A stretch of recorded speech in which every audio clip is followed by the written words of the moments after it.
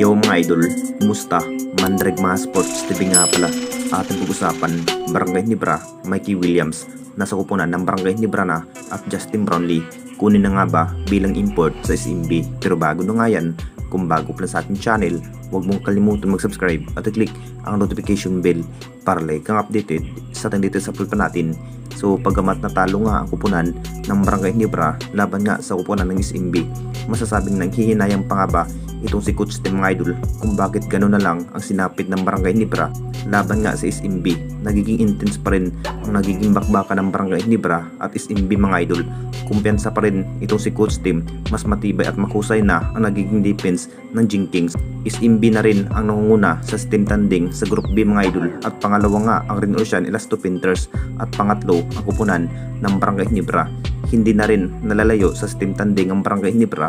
Ang plano sana ng ating Barangay Ginebra management mga idol na maghahanap pa rin ng bagong star player. Mas kulang na kulang pa rin ang nagiging gunner ng Barangay Ginebra kung saan hindi pa rin nakapaglaro ang isang Jeremiah Gray kung bakit bagsak pa rin ang naging laro ng Barangay Ginebra. Kunin na nga ba ito ang isang Mikey Williams bilang dagdag sa team mga idol ng Jinkings? Naging pre-agent na rin ito si Mikey Williams mga idol. Hindi pa rin nakapaglaro dahil na parang naghihingi pa rin ng malaking salary. Kung mag-u-offer pa nga ba ang Jinkings dito mga idol ng malaking bayad para makapaglaro ang isang Mikey Williams, confirm sana ito si Coach Tim Kun mga idol sa angking galing at husay ito si Mikey Williams bilang gunner. Kung makapagdesisyon na rin ang management ng Barangay Ginebra, talagang matutuluyan na rin isang Mikey Williams na mapupunta ng Jinkings. At dito na naman tayo sa isa pa nating balita, Justin Brownlee. Kunin na nga ba bilang import ng SMB? Alam na naman nating lahat mga idol sa naging issue pa rin sa naging status ng ating bis import na si Justin Brownlee. Mapupunta na nga ba sa kupunan ng SMB? Alam na naman nating lahat mga idol, SMC rin ang may hawak ng SMB.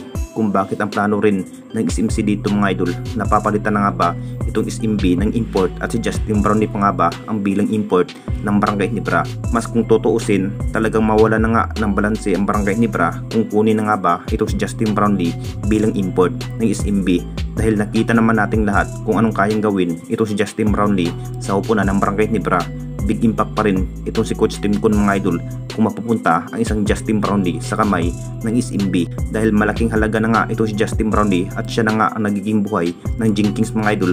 Kung bakit mas matibay pa na sa pangatlo nga sa team damding ang Barangay Ginebra, kung anong nasa isip ng SMC dito mga idol kung kunin na nga ba ito si Justin Brownlee bilang import ng SMB. Talagang mawawala na nga ng balanse ang Barangay Ginebra kapag walang Justin Brownlee sa kupunan ng Jinkings. Anong masasabi ninyo mga idol tungkol sa ating video?